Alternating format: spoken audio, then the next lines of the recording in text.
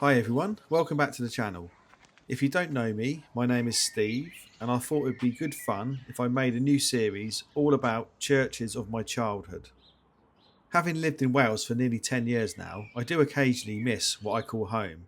So this series is just as much for me as it is for you. This is All Saints Church in the village of Oving in Buckinghamshire. A lovely village, very close to where I grew up, and home for the last 20 years for my parents, who literally live a stone's throw away from this church. The village name is Anglo-Saxon in origin and translates to the Ufas people.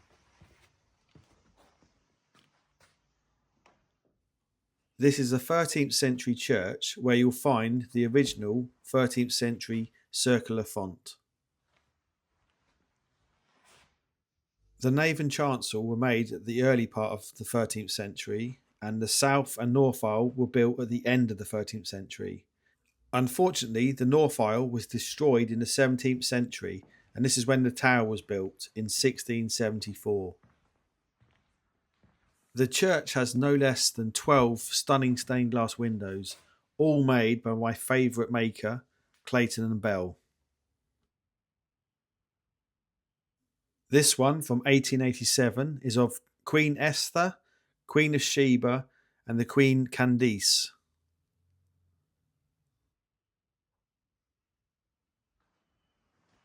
This one is of Angel Gabriel, the trumpet shall sound and the dead shall be raised, of an unknown date.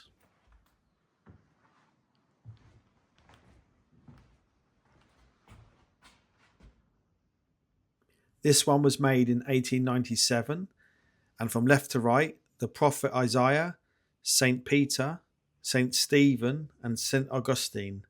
And I'm really pleased to see Saint Stephen there.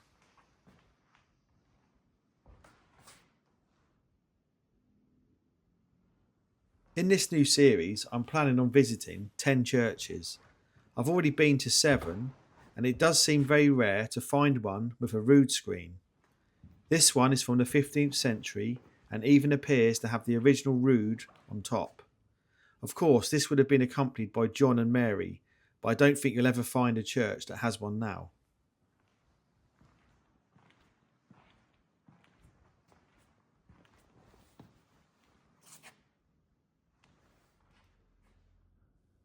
This is known as the choir window from 1884, and it shows David with his harp.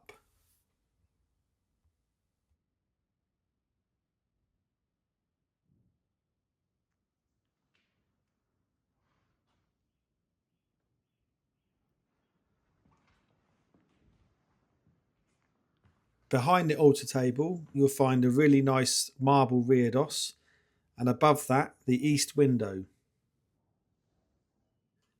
This window was made in 1882 and shows the birth, crucifixion, and resurrection of Christ.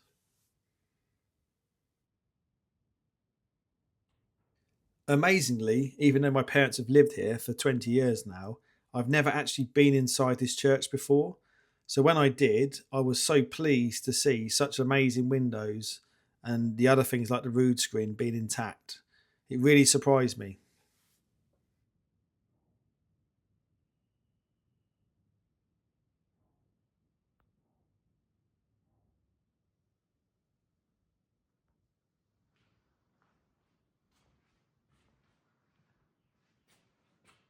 This window was from 1883 and it shows the King of Salem.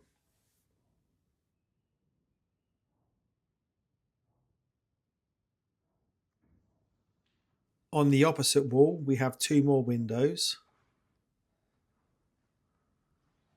This one is also from 1883 and it shows Moses sacrificing a lamb.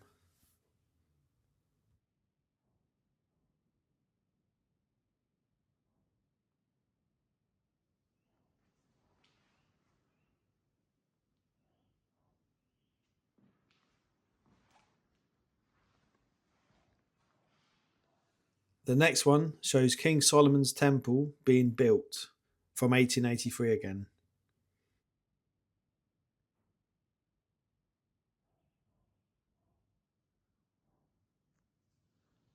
Like most churches, there's some interesting memorials. This one is of Thomas Fowler, who departed this life October the 30th, 1817, aged 37, also with his wife and child. The one next to it's very hard to read, but dates to 1739.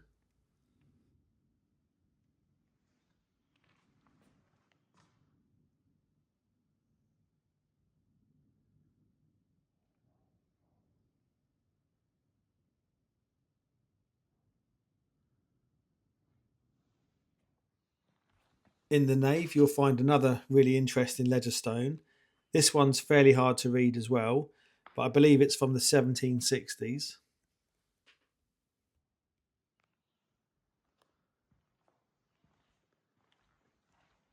The tower also has a really nice wooden screen, and it looks like there's three bells hung up there.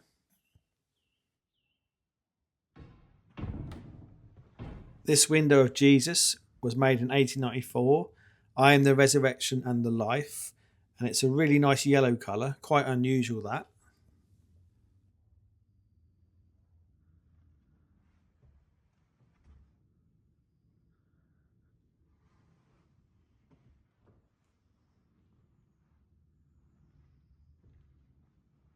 I had to check out the rood screen again because they're quite common in Wales, but here in England they seem to be mostly damaged. And you can even see some of the reminiscence of the red paint and gilding that would have been all over the screen at one time.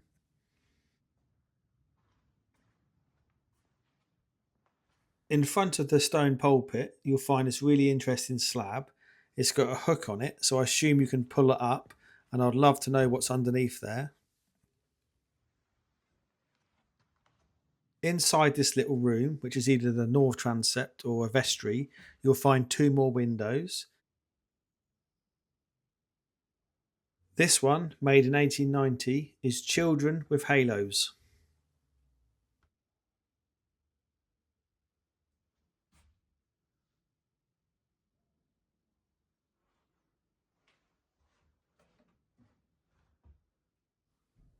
This one, also made in 1890, is I Am the Good Shepherd.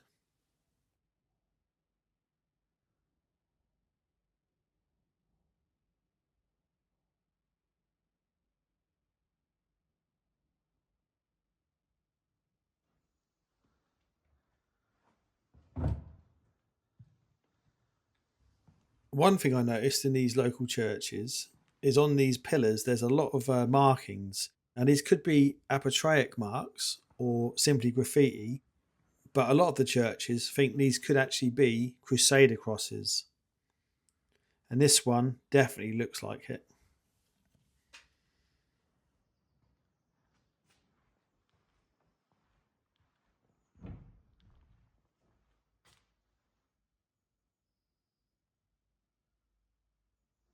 The last window to show you is from 1889, and it's Suffer the Little Children. You'll find this in many churches, and it shows mothers bringing their children to Christ. I hope you enjoyed looking around the inside of this fabulous church.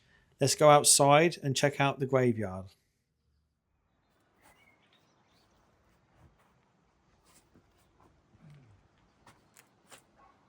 It's a nice graveyard, but I was quite surprised to find most of the gravestones are facing west.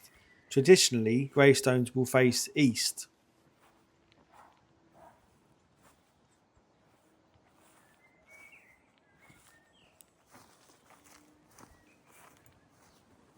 This is an interesting one in the shape of a cross, but it almost looks like a sword. I haven't come across any ancient yews in the area. Most of them are between 200 and 300 years old.